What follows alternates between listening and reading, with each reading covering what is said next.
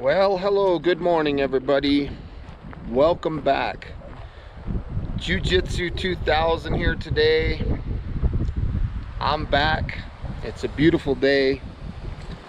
I have an interesting video for you guys.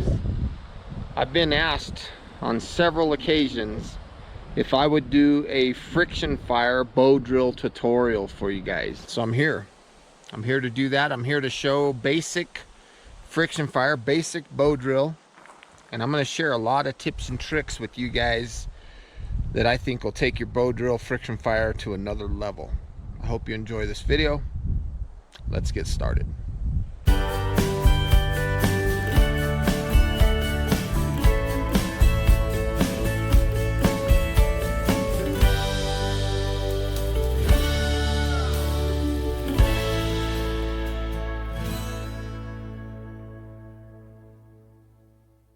The things that I'm carrying in my pack are things that I need just for making friction fire.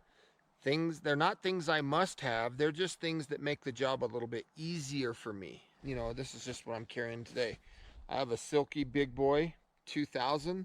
This is a folding saw. This is in case I want to cut some large material. I've got my shemagh here. This is good to use to gather tinder, to gather pieces of wood. You can stuff this full of tinder pine cones, make a chair to sit on, get you off the ground. It can also be used as a ground cloth to keep your area where you're working clean, things like that. Shemagh is always good to have. You can even break this down into strips and make cordage out of it if you need to use that for a bow drill string. Okay, I have another saw. This is a smaller one. This is a Baco Laplander. Very good saw. Again, you don't have to have both of these saws. It just depends on what kind of material you're cutting. You can totally get by with one saw, or you can even do it without a saw. Right here I have a Mora knife. I think this is the Cans ball. It's a good knife. Right here I have about 7 to 10 feet of paracord. This is 550 cord. Bank line number 36 works very well, but I'm bringing paracord today. You don't need a lot, and there's one thing left, and that is this rock. This rock is a special rock. I've pitted out the bottom, and I use this as a bearing block, so my spindle will ride right there. Do you have to have this? No. There's plenty of stuff around here that I can use to make a bearing block, but this thing is very small. It doesn't weigh much, so it's easy to throw in the pack. So that's some of the items that I recommend, but again, they're not necessary. Now, the species of wood or the type of wood is very important. Now, you want something that's a fairly soft wood. Things in my area where I live, good species of woods that I've found that work good are aspen, cottonwood, willow, even some pine, as long as it's not too resinous. Those are good species of wood. Equally important to the species is the decomposition state that the wood is in. Now, ideally, what I generally look for in size of a piece of wood is something that's about the circumference of my fist. Something about that big around. The reason for that is because that gives me enough wood to generally make my whole set. Now, I've used mix and matches of things smaller in circumference, and I've also harvested things that are bigger. The decomposition state is crucial. If you're not sure what species of wood you're looking at and you want to test the hardness of that wood, a lot of people put their thumbnail or their fingernail into the wood, and if it leaves a mark easily, that wood's soft enough. Well, my hands and my fingers, I don't have a lot of fingernails. I chew my nails. It's just a habit that I have. It's a bad one. So I picked up a little rock on the trail. You can use the blade of your knife, but I'm going to use this to push in the side of the wood to check it. When I take that rock and I just kind of give it a little push, you see how it leaves a little divot there? That tells me that this species is soft enough. But when you look at the side, you can see that this kind of digs out. So this piece is too soft right here. The decomposition state is too much. This piece has some interesting characteristics to it. When I hold this up and I take my little rock and I can easily scratch that wood, it definitely tells me that the wood is soft enough. But there's a couple other criteria that I look for, and one of them is, you see this split? This split means that the grain isn't straight. Now, even though this would probably work, it wouldn't be the ideal candidate for my set. If I want to try to get a set that's really good to being perfect, I can't afford to have something that has a twisted grain. Because if I was able to baton that piece down, my hearth board, which I'd be extracting from there, is probably going to be uneven and not quite straight. Look at this split, how straight the grain of the wood is. Now this is one criteria that I like, a good straight grain piece of wood. Another criteria that's really nice to notice is, now that I have a good straight grain, the distance between the knots. Okay, so you want something at least this far between the knots if you can afford to find that, because you're going to be getting your spindle out of this piece. So I'm getting close, but I'm not quite there.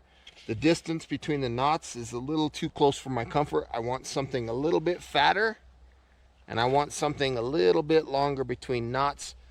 But I found the decomposition state so far is good. The bark has fell off and the grain is straight. So let's keep looking. We're getting really, really close.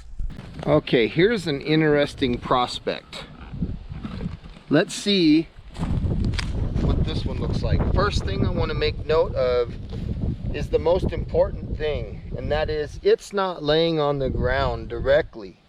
It's laying on this rock, and you can see right here that there's plenty of area under it to allow airflow underneath. So this piece has a good potential to be dry. You also look at the grain, okay? The grain is straight on this piece. You can also notice that between the knots, we have plenty of length.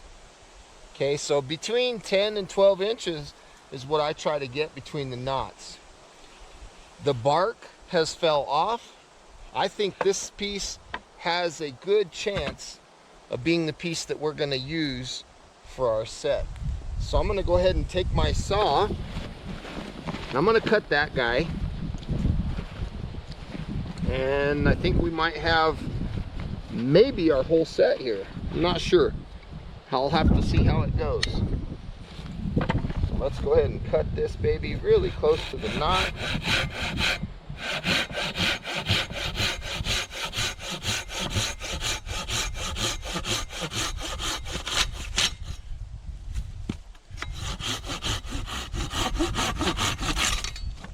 We're also going to look at the grain, so you can see that this split goes in halfway.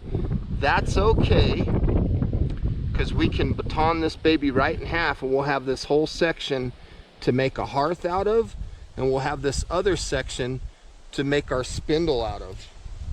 So I think this piece is going to work for us.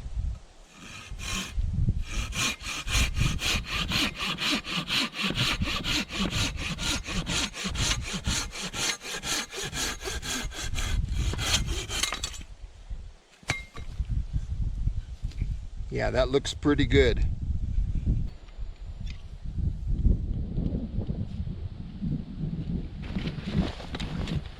Put that in our bag, and we'll get back on the trail. We'll take a look for some other stuff.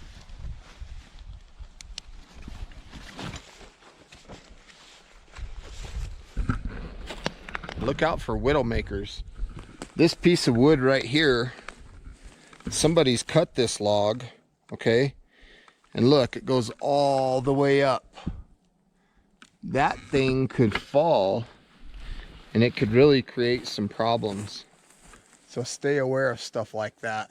As I was walking around, I come across this. This is some punk wood. Punk wood is really good stuff for a coal extender, as long as it's not wet. It's the kind of wood that's decommed so much that it falls apart in your hands.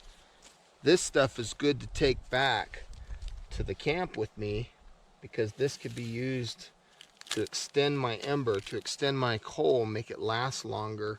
I found this bark, so I picked this up. This could be good tinder.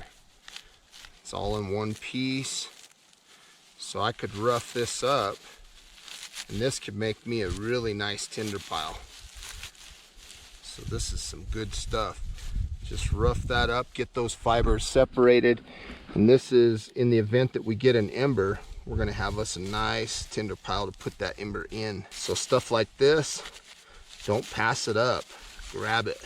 And it's also very good to have all this types of chores prepared before you go cranking on that bow or making your set.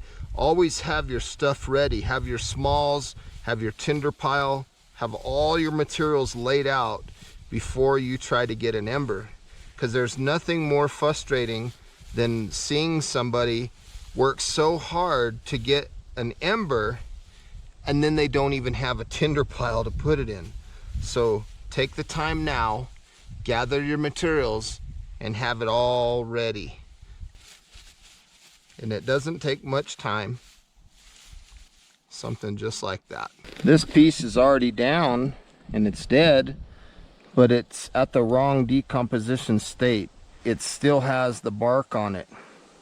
So even though it might work, I can find better pieces than that. Now here's another interesting piece. Even though it's on the ground, if I use this stick as a pointer, you can see that it's already naturally split. So if you were looking for a lazy man's bow drill hearth, you could probably salvage this piece right here. The grain is straight, there's not a lot of twisting. The decomposition state is good because the bark has fallen off or is continuing to fall, and it looks like a fairly clean piece of wood. So that looks like something that you could definitely consider. The only bad part is it's on the ground, but I would still take a chance at it. Now I'm looking at this piece right here that's sitting on this other piece of wood. That piece looks interesting. Look at the distance between here and here. Okay, so it meets the criteria. It also has a fairly straight grain. It's off of the ground, and the bark is off of this wood. So this has a good chance of being another good friction fire candidate. It meets a lot of the criteria that we look for.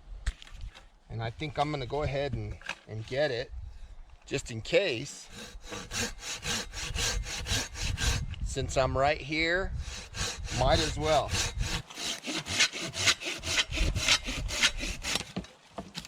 The wood looks good. So now I have a couple of pieces to choose from once I get back to where I'm gonna make my set.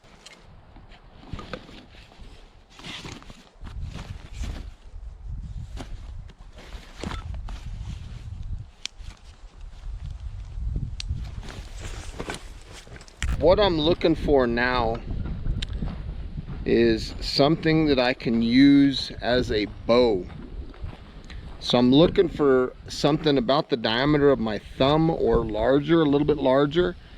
Something green and flexible.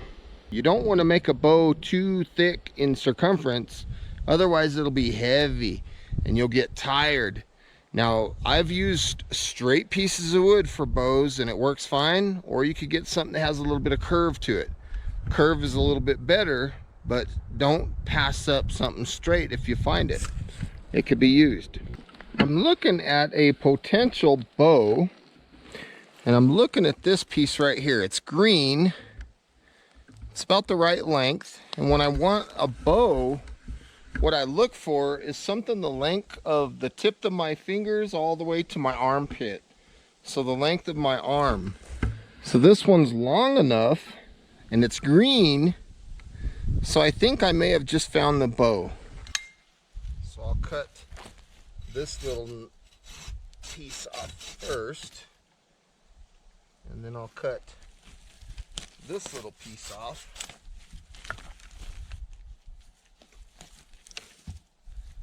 then I'm going to use a plumber's vise to get this nice and stable. Half cut, half broke. So I'm looking, yeah, I think right about here, so will be perfect. So if I cut this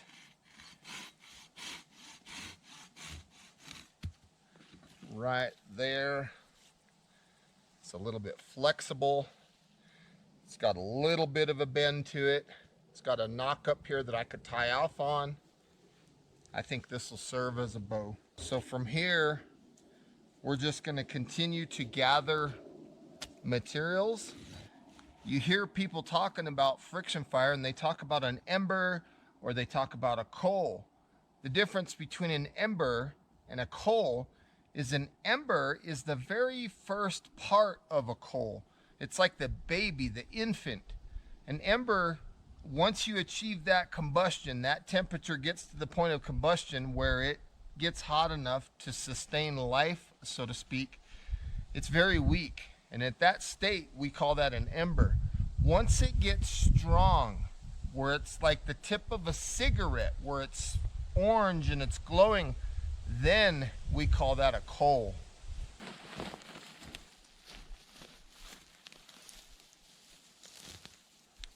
I'm noticing some of these dry, dead grasses, and this stuff is really good. I can add this to my tinder pile. This will give our tinder pile another layer. Just a little bit of dry grass. You can see there's a lot of smalls, pencil-sized and smaller.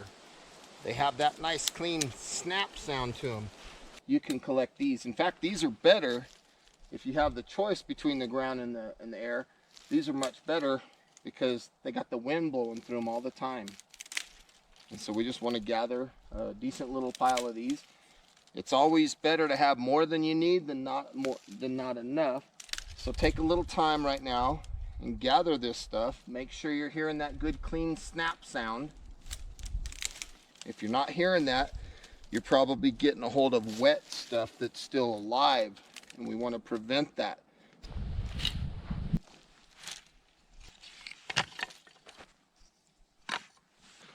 Looks like I have just about everything I need. Now it's time to start making my set. Pull out my bow, pull out my pieces, any stuff that I collected along the way. Smalls, I need my knife. I need something that I can use to baton this knife through the wood. So I could use one of these little pieces of fuel to do that. I want to take this piece here where that split was, and I want to line my knife up with that split, and I'm going to pop this piece directly in half. Looks like that ain't going to hold up. There we go. Now we're making some headway. Look at that. That split right in half. No problem. And I think I'll make my hearth off of this piece right here. The purpose of getting to the center of the wood is that's where it's the driest. Now my hearth, I want to make it about 3/4 of an inch thick. So when I baton through, notice that thickness right there, about 3/4 of an inch. Twist of my blade, that piece popped right in half. And this piece is fairly straight because I looked for those things. I want to have a good flat side on it, and all this sawdust is collected.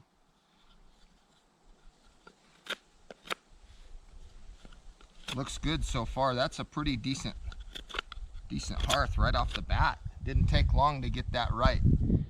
So I want to choose to get a spindle off of this other part. Okay, so I'm going to get my knife. I want my spindle to be about the same diameter, so about 3/4 of an inch. So let me go ahead and baton down. Make sure that you don't baton down into your chamois, you'll get it cut. So baton down into your hearth. Okay, so we've got that. Let's make another cut here.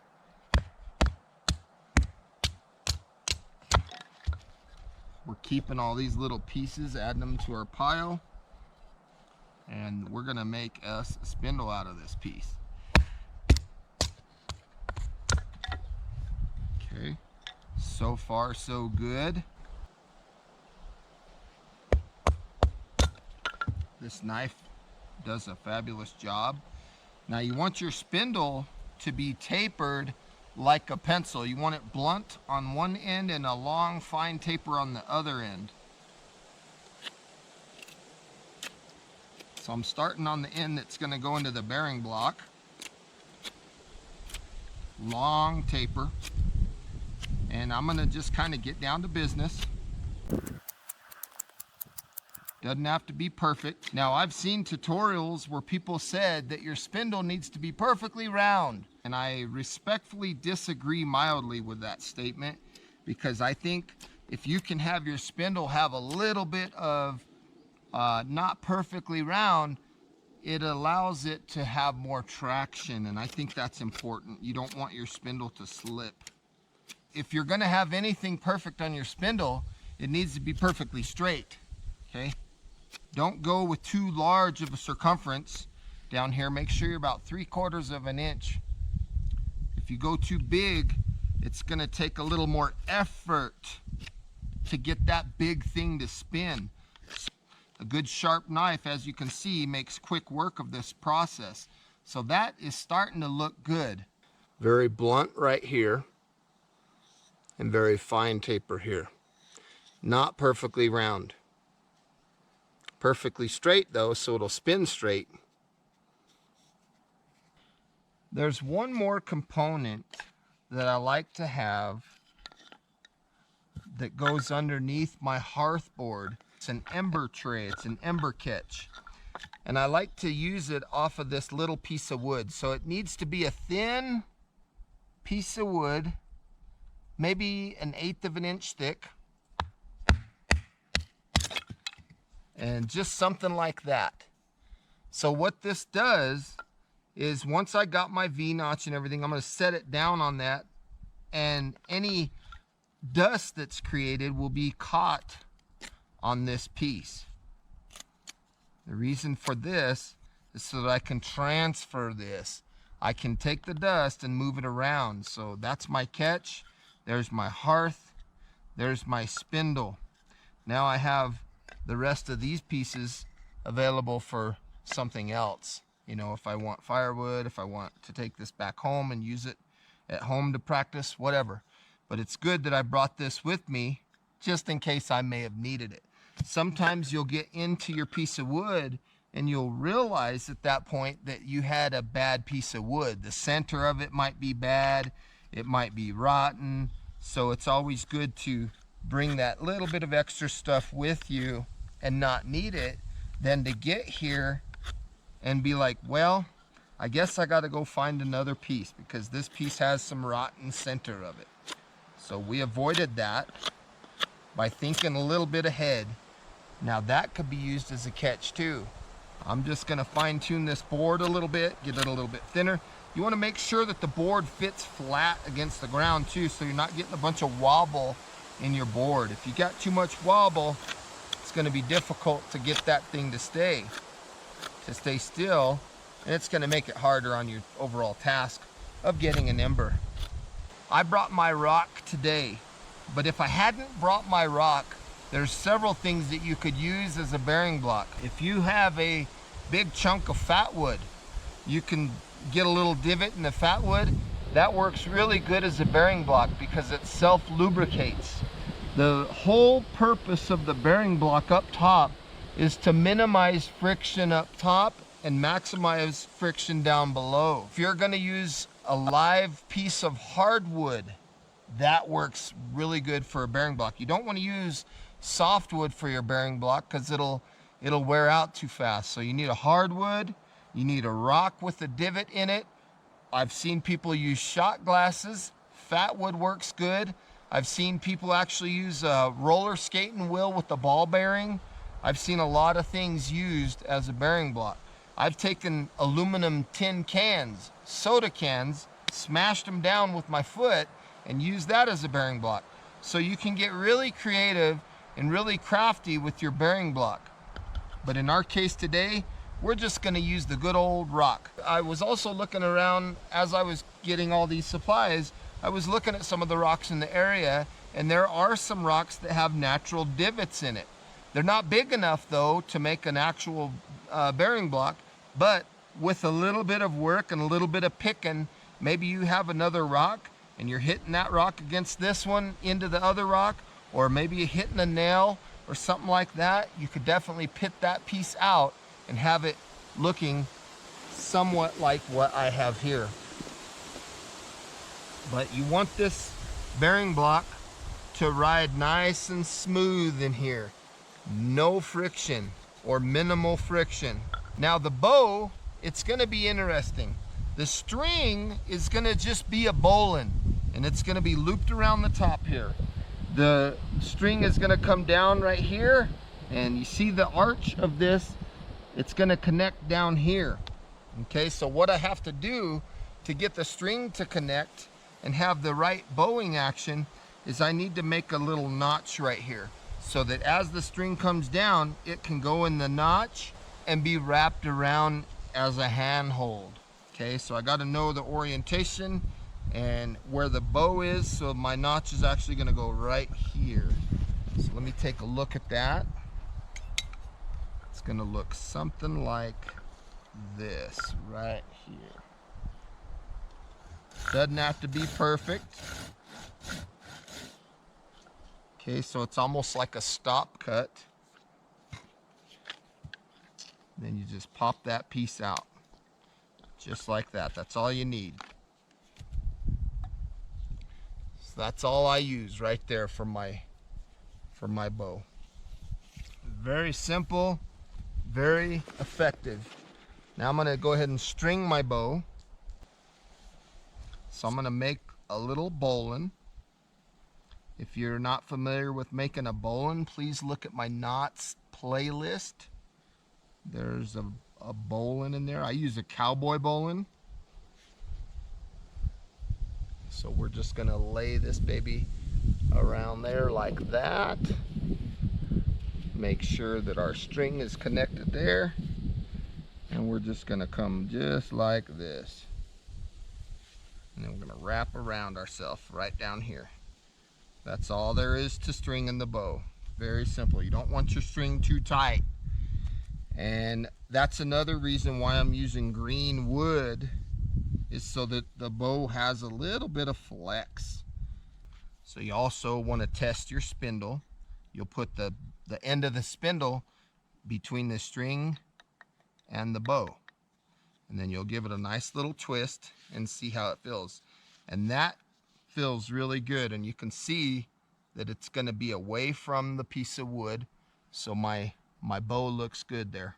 Now the burn-in is a very important process. I've seen a lot of mistakes with people burning in, and some of the common ones that I notice are the person's form, or the way their posture is incorrect. The good posture to have would be to take your foot right here over your board and flatten these toes back here so that your foot is flat to the ground, and make sure that your knee is back, and you'll hold your bearing block right here against your shin, and you'll kind of lean in. Okay, you'll kind of lean in. This is the correct posture. You'll have your spindle, and of course your bow will be something like this, and you'll long stroke your bow. Okay, short stroking the bow doesn't do a lot. It's kind of like a car that has larger or taller tires. They take less revolutions to travel the same distance. So if you're short stroking your bow, you're going to have a lot of revolutions to get the same thing accomplished with a few long strokes. Okay, now another thing that I see people do when they burn in is they don't burn in deep enough, and they're not burning in the full circumference of the spindle. When you burn in, what you're doing is you're making the spindle and the hearth perfect for each other. Okay, So to get that process started, and this raises another question, whether you want the notch away from you or you want the notch towards you. And that kind of depends on, is it windy outside? If it's windy outside, I would suggest having the notch towards you. Therefore, the hearth itself serves as a wind block. When the air is coming in from this direction and you got your knee and your feet and stuff over here, it kind of keeps this area protected from the wind. I've used the notch on both ends of my hearth, and I have great results both ways. Another thing to keep in mind is the distance from the end of the board where you're going to drill your hole. I've seen way too many people try to drill ½ inch from the end of the board, and that's a no-no, because that board, that spot's going to get weak. So I recommend coming in at least an inch, maybe an inch and a half, 2, from the end of the board. That'll give you more meat, more real estate, and less potential for that piece of wood to break. And I'll put my spindle up against the wood, up against my hearth, nice and flat, and I'll get an idea of where the center needs to be. Okay, so I'll come in about an inch, inch and a half, and I'll do just a little bit of drilling. Once I get there, I'll kind of set my spindle in that little bit of a notch, and I'll kind of visualize where my thing is going to take place. And as long as I have a little bit of real estate here and a little bit of real estate here, that would be a good spot for me to burn in. You want to burn deep enough where the whole circumference of the spindle is burned into the board. People will start to burn in and they don't go deep enough, and they'll think they're burned in, and then they'll have a little pile of dust and everything, and then when they try to go for the ember, the circumference of the spindle will start grabbing at that point, because now they're drilling a little deeper and they have problems. Okay, so prevent that problem right off the bat. Another thing I recommend is looking at the area in which you're going to be bowing. You can see that the terrain goes down just a little bit in front of me. That's an important thing, because if it was going up, I'd have a chance of my bow hitting the ground or dirt or things like that, and I don't want that to happen.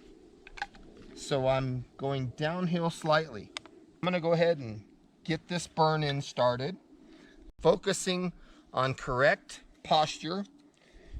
I'm going to flatten these toes back here. If you're wearing boots or something that have real high protection on the ankle, you probably won't be able to flatten your foot back here. It won't be very comfortable. So I'm putting a little bit of weight on the board. There's 3 speeds and 3 pressures that are involved with friction fire with bow drill: low, medium, and high, or 1, 2, and 3. However you wish to describe it, there's 3 of them. The majority of everything that we're going to do is going to be in low or first gear. We're only going to use second and third when we're getting ready to try to ignite or get the temperature up to 800 degrees where it'll combust and create an ember. Okay, for the burn-in, nice, slow, long strokes. First gear on this speed and first gear as far as my weight going down. They will naturally make each other perfect. See, I'm long stroking the board, long stroking the bow here.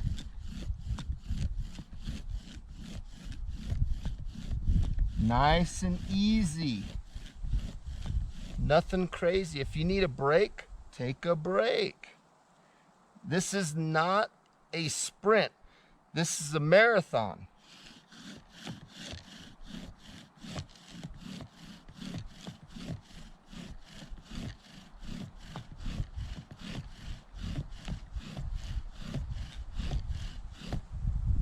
Now I'm looking down to see if my full circumference is burnt in. It's not quite there. It's close, but I got a little bit more to go.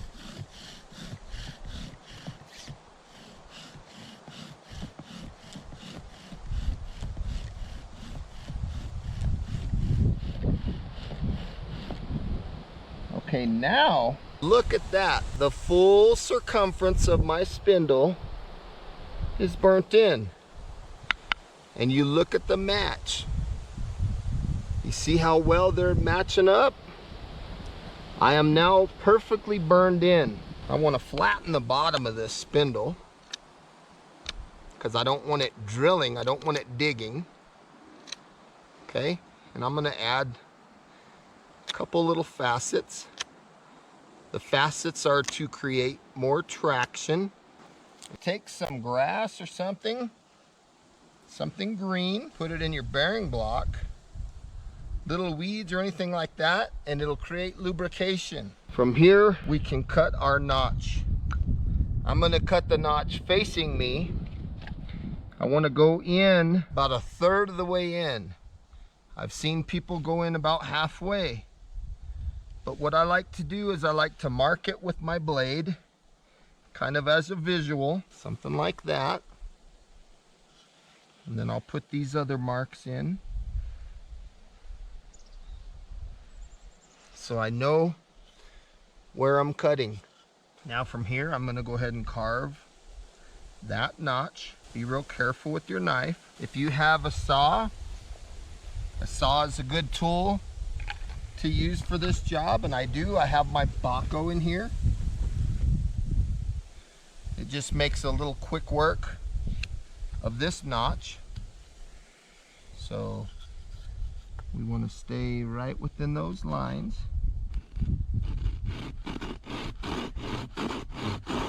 Every once in a while I look and make sure I'm going in the right way, because I have the lines away from me.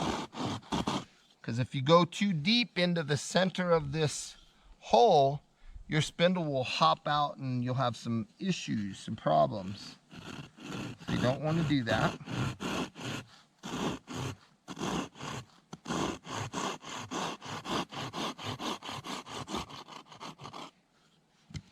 So there is my notch. It's a little bit offset, but it looks good. Okay, now when you think about fire, fire needs 3 things to operate. It needs 3 things to function. It needs heat, it needs oxygen, and it needs fuel. If I put little facets underneath my hearth at an angle, and I'll show you here in a second what I'm doing. Those facets underneath will help make sure that oxygen gets underneath. So now I have one of the 3 elements. I have oxygen. When I run my spindle, I'm gonna be creating heat. So now I have heat and I have oxygen. But I can't just have this fuel or this tinder as fuel. I have to make fuel in the form of dust. This is where it gets kind of important, and this is where I see a lot of mistakes being made. People produce the dust going too fast. They'll be in 3rd gear or high speed, and they'll make the dust really fast. They'll be pushing down on a 3 and going fast on a 3, and the dust is charred. It's black dust. Bad part about black dust is, how are you going to ignite something that's already been burnt? So they'll spend all this energy going crazy trying to get this big old dust pile going, and they're pushing down hard and going real fast. The result is bad dust. Okay, so you want to take your time, go nice and slow. Make that dust like a brown colored dust. That'll save you a lot, because that dust can be used as fuel. It's not already burnt. It's not already charred. So that's what you want. Downward pressure is a 1. Long strokes, the speed is 1. Once you get the notch full of dust, then you'll bump up to 2 or 3. Okay, sometimes you don't even need 3. Sometimes you can just stay in 1 and still get an ember. Sometimes you do need to go up to 2. But it comes down to being able to read what's going on down here in this board, what this notch is doing, what your dust looks like. When you can read all those things, that's when you know whether you need 1st gear, 2nd gear, or 3rd gear. Let me put this right here.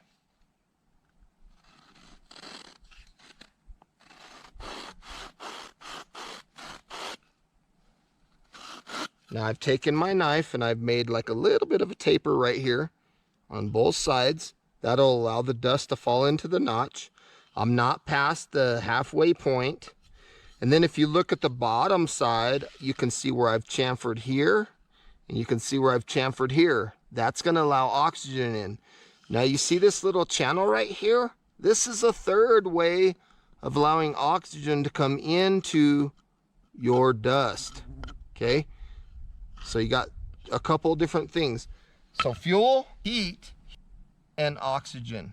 We'll go ahead and start making some dust and hopefully get an ember. This black tip, I want to keep that there, even though I'm going to kind of finely scrape right here. I want to keep that black tip because that is heat hardened. There's a couple things that are happening that I forgot to mention earlier on that burn-in. When those two pieces of wood are coming together and it's creating a little bit of heat and you're doing your burn-in, another good thing that happens during that step, and because we're creating heat between the hearth and the spindle, is that heat will tend to dry out the tip of the spindle and the hearth where you're going to produce your ember. Now I've actually seen people use green wood using a slow speed and create an ember. Blows me away. So I'm going to take my little catch piece here that I had. I'm going to set it down. I'm going to set my hearth right on top, and I want to make sure that everything is nice and comfortable, that this stuff ain't going to be wobbling and stuff on me. So I want to find a good spot where I could be, where I'm going to be able to catch the dust. I think I need to tighten my string just a tiny bit. So we're just going to go just like that, just like we did before. The string doesn't need to be too tight. If it's too tight, it's actually going to be difficult.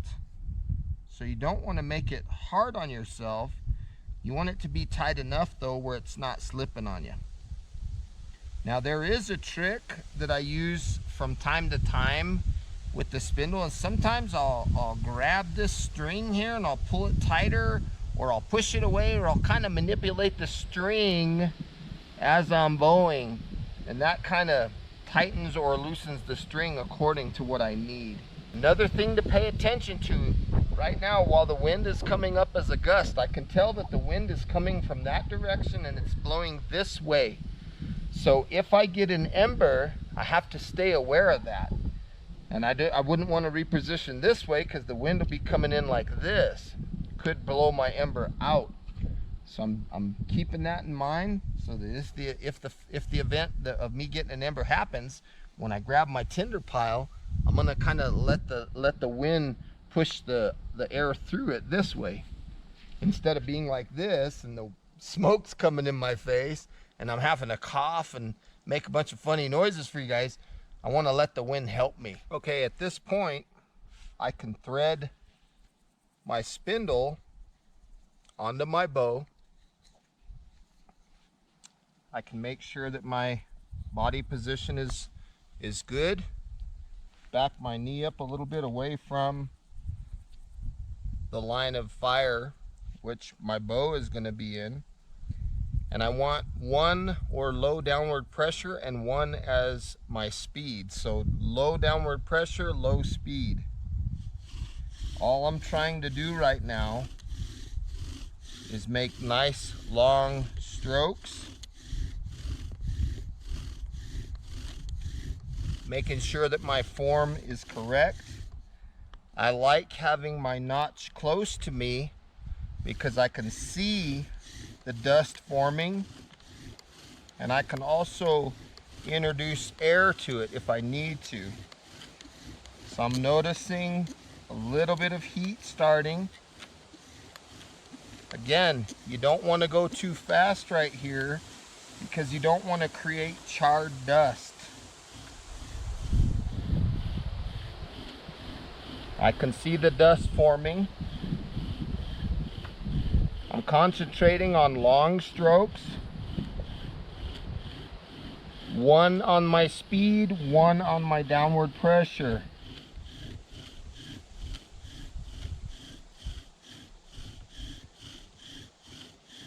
From here, I have dust.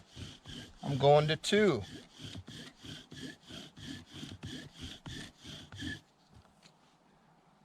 And I'll stop.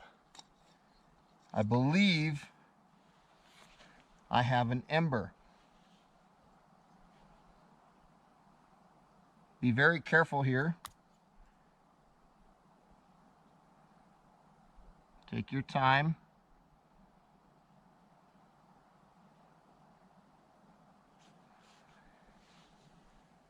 Looks like my ember went out. So I'll place my board right back on my dust pile. Take a look at my spindle. I'll flatten the tip again. Okay. Create some facets on the side. That'll bring up some soft wood again, because this kind of got fire hardened. So it looks like that. Put my knife away. Keep my posture good. The bowstring felt good.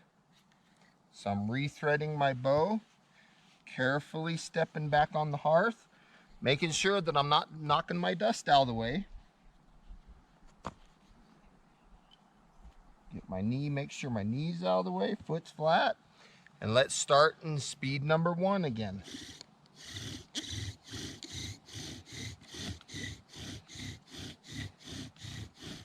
Let's go to 2.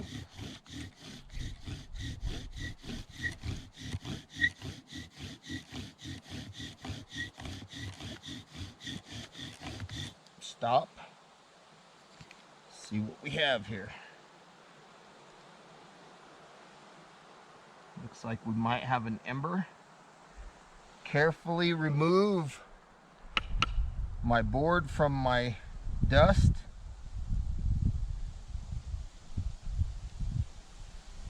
We have success.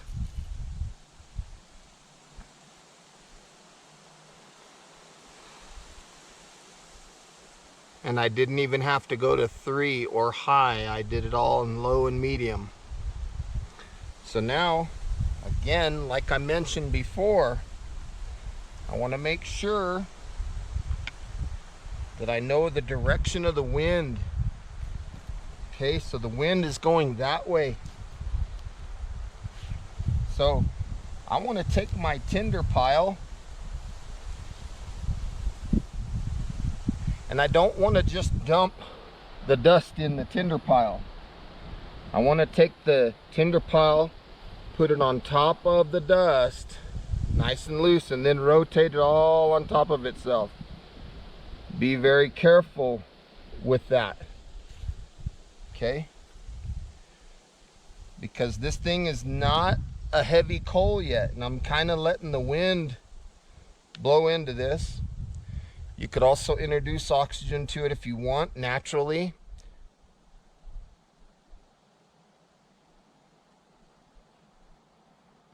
The rule of thumb that I like to use at this point is the more smoke you see, the more oxygen you add.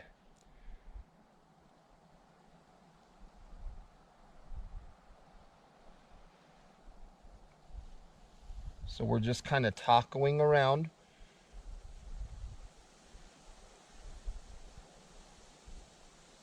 We are very close to getting ignition. In fact, we have ignition here. Set that down, set it on top of itself, get more, put some smalls on it, nice and loose and random. You don't want to put too many smalls on. You see how random and how loose those are? Nice and easy. I didn't even use all my tinder. When the flames come above the top of the fuel, that's when I can add more fuel. And you can start adding larger pieces.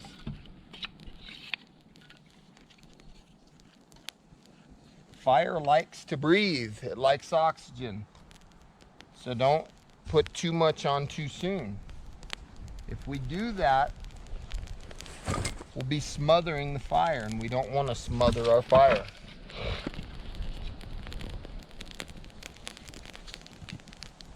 You notice I'm throwing them in almost a teepee type fashion, and it's very random.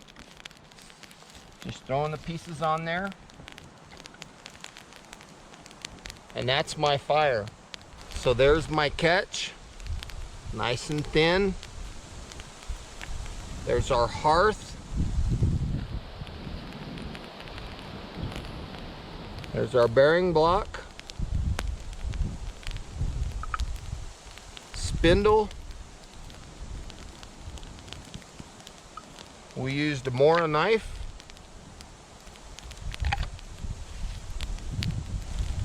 Here is our bow, and with that length of a bow, I was able to get good long strokes.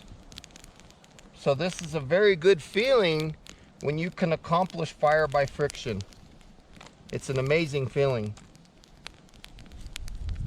There's something about that smoke when you're creating your dust and you got that smoke before you have the ignition.